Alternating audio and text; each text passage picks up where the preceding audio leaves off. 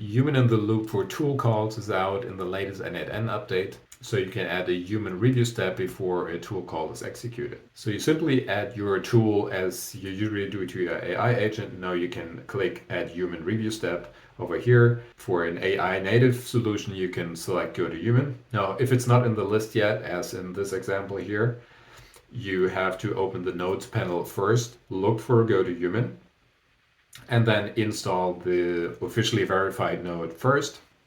You obviously only have to do that once. And once it's installed, you will see it in the list over here. And you can simply add it to the workflow, and it will be included as a human review step for that tool call. I connected my gotoHuman account over here and have already an approved tool call review template set up in gotoHuman, so I can select it over here. So this was designed specifically for this tool call, and I can freely map the different values over here, which is nice. For example, with this priority attribute over here, it's a number, but I'm actually mapping it to a readable text value over here, so it makes more sense in the review, as we'll see in a second. So let's give it a try in this chat. I'm telling you to create a new ticket with like a hypothetical fixed onboarding bug. It should come up with a description, and I want it to be an urgent priority. And now that we run it, it will try to execute the action. It will find the tool that's available, but before executing the tool, it will wait at the human review step. And if we go over to gotoHuman, in the inbox, you can see that my approval is required. You can see the name for the tool call. This is actually generated by n8n.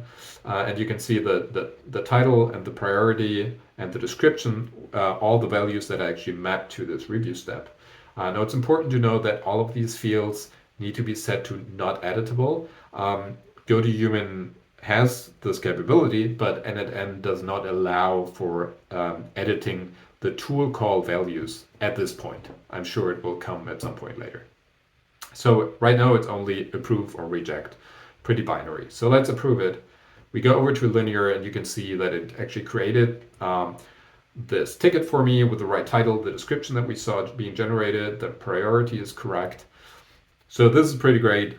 We can finally stay in charge of the tool calls of our AI agents and make sure that we see exactly what's happening if there's any critical actions or is trying to access critical data here.